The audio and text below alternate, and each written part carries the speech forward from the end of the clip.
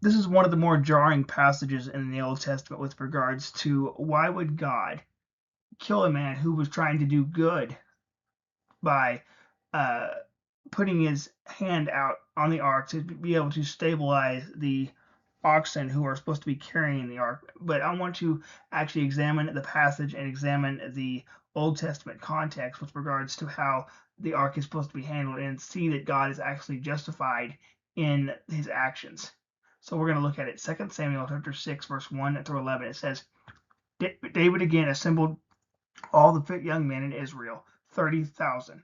He and all his troops set out to bring the ark of God from Baal, Judah. The ark bears the name of the Lord of armies, who is enthroned between the cherubim.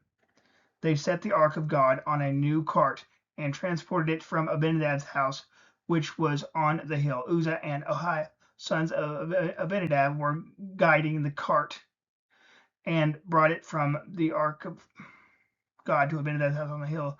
Ahio walked in front of the ark. David and the whole house of Israel were dancing before the Lord with all kinds of fir wood instruments, lyres, harps, tambourines, sistrums, cymbals. When they came to Necron thrashing floor, Uzzah reached out to the ark of God and took hold of it because the oxen had stumbled. Then the Lord's anger burned against Uzzah, and God struck him dead on the spot for his irreverence. And he died there next to the ark of God. David was angry because of the Lord's outburst against Uzzah. So the name of that place is called Outburst against Uzzah as it is today. David feared the Lord that day and said, how can the ark of the Lord ever come to me? So he was not willing to bring the ark of the Lord to the city of David, that's Jerusalem. Instead, he diverted it to the house of Obed-Edom of Gath. The ark of the Lord remained in his house 3 months, and the Lord blessed Obed-Edom and his whole family. So we can clearly see that there's an issue, and we're going to talk about it. And we're going to start by looking at uh, the text. It's necessary for us to get our geographical location straight with regards to the cities involved. So we can see that Kiryat Jearim, which is also known as Baal Judah, it's the same name with, or the same city with a different name. And it says, and this is according to the Logos Bible software, it says that Kiryat Jearim, or Baal Judah, is a city northwest of Jerusalem. Once recovered from the Philistines, the Ark of the Covenant stayed there for 20 years. So we can clearly see on the map where everything is, and we're going to continue on.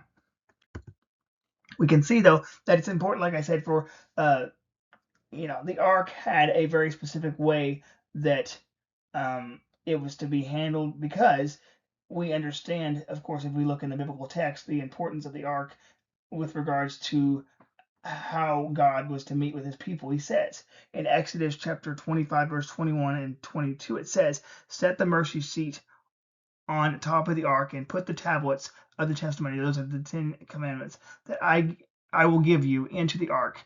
I will meet with you there above the mercy seat between the cherubim that are over the ark of the testimony. I will speak with you from there about all that I commanded you regarding the Israelites. So it's quite clear that the Lord is sitting, with the cherubim. So the point is, his presence is there with the Israelites, and his presence, of course, if you look back in the passage, he is there as well among the Israelites whenever they go to get the ark from Kiryat Jearim.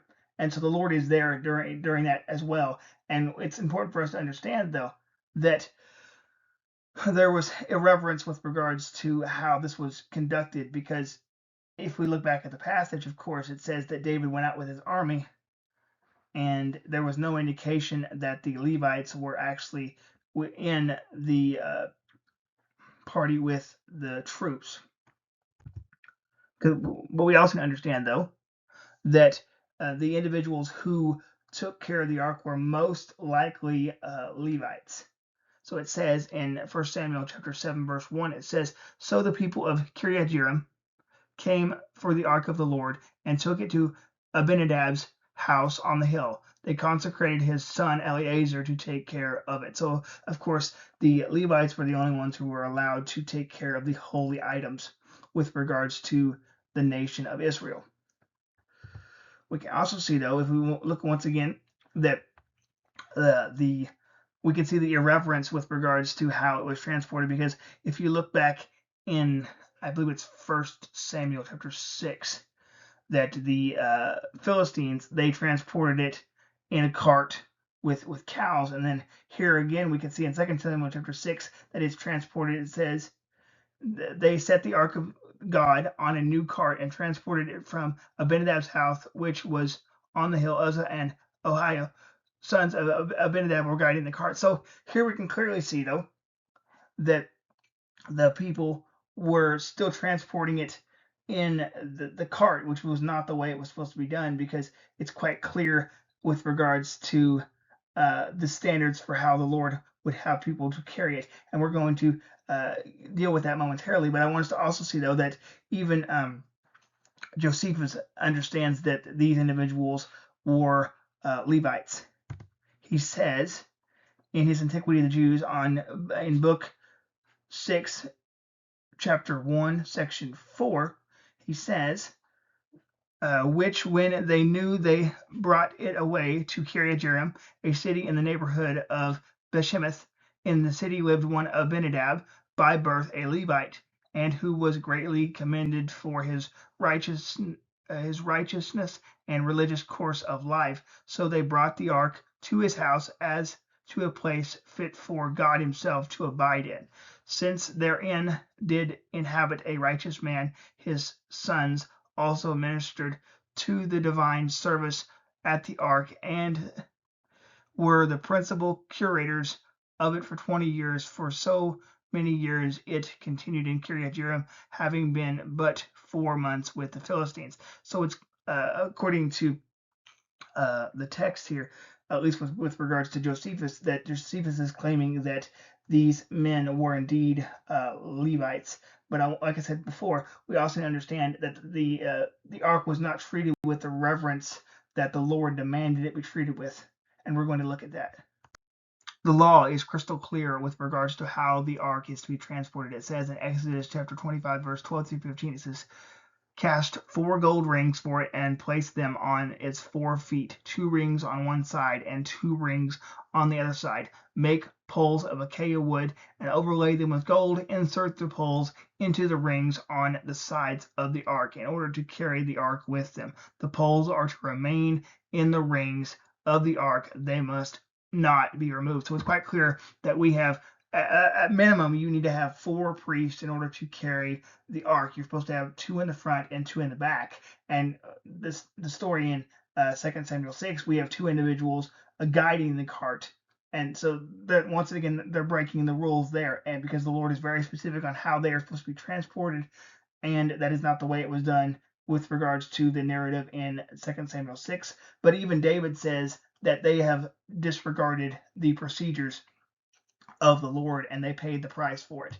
In 1 Chronicles 15, 13 through 15, he says, for the Lord our God burst out in anger against us because you Levites were not with us the first time, for we did not inquire of him about the proper procedures. So the priests and the Levites consecrated themselves to bring up the ark of the Lord God of Israel. Then the Levites carried the ark of God the way Moses had commanded, according to the word of the Lord, on their shoulders with the poles. So it's quite clear, like I said at the beginning of the video, is that the Levites were not part of David's army, because he was gung ho to go get this done, and he did not consult the Levites. He did not invite the Levites to go with the army, and therefore David did not take time to learn the proper procedures with regards to how the transporting of the Ark of the Covenant was supposed to be, and therefore they paid the price for it. But the big question is, why did